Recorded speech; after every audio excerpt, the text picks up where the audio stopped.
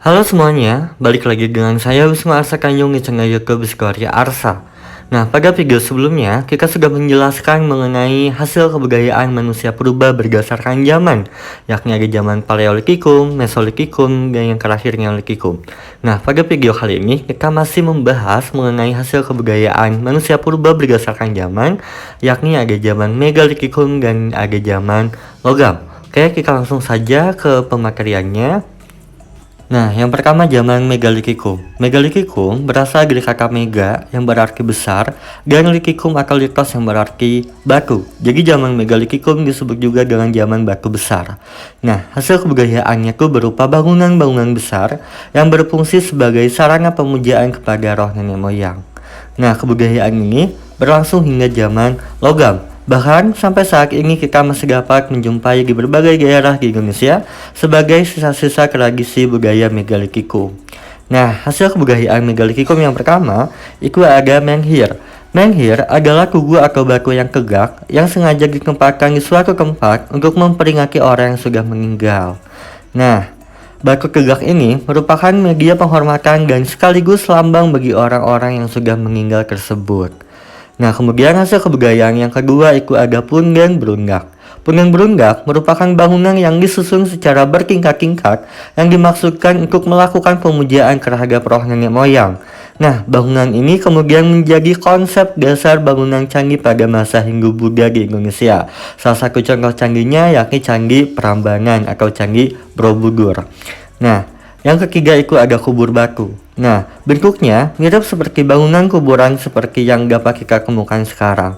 Tapi pada umumnya tersusun dari batu yang terdiri dari dua sisi panjang dan dua sisi lebar. Nah, kemudian hasil kebudayaan selanjutnya ada sarkofagus. Nah, jenis sarkofagus ini sejenis kubur batu tetapi memiliki tutup di atasnya. Biasanya antara wadah dan tutupnya itu berukuran sama. Nah, pada dinding muka sarkofagus biasanya diberikan ukiran manusia atau binatang yang dianggap memiliki kekuatan magis.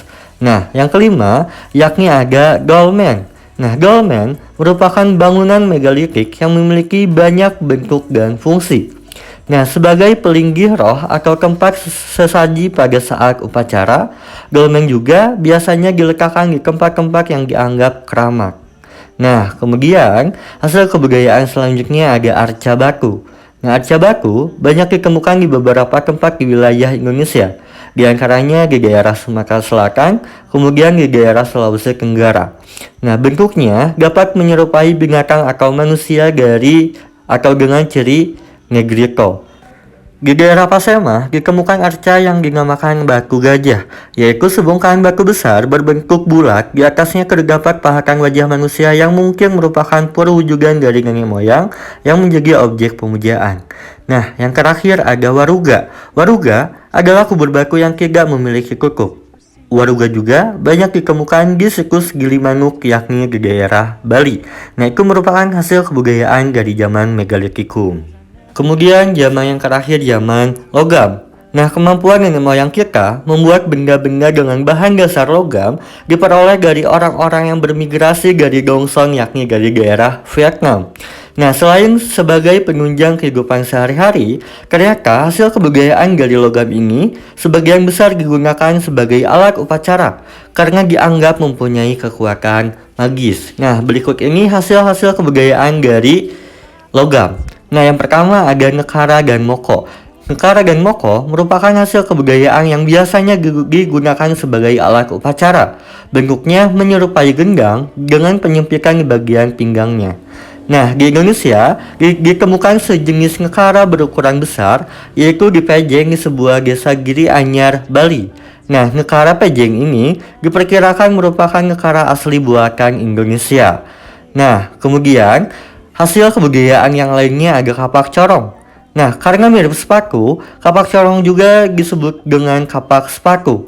Hasil budaya logam jenis ini biasanya digunakan sebagai alat upacara atau tanda kebesaran dari kepala suku dan para pemimpin masyarakat pada saat itu. Nah, kapak corong banyak ditemukan di daerah Sulawesi Selatan, kemudian di Sulawesi Tengah, di Sumatera Selatan, dan Jawa dan Papua. Kemudian hasil kebudayaan yang lainnya ada Candrasa. Seperti halnya kapak corong, hasil kebudayaan ini juga sering digunakan sebagai alat upacara. Nah, sejenis kapak dengan ragam hias yang sangat halus buatannya ini menunjukkan tingginya kemampuan membuat benda-benda dengan bahan dasar perunggu secara detail dengan lebih halus. Nah, mungkin sekian pemaparan mengenai hasil-hasil kebudayaan manusia purba berdasarkan zaman, khususnya zaman Megalitikum dan zaman logam. Mohon maaf apabila ada kekurangan serta kesalahan. Sampai jumpa di video selanjutnya. Bye-bye.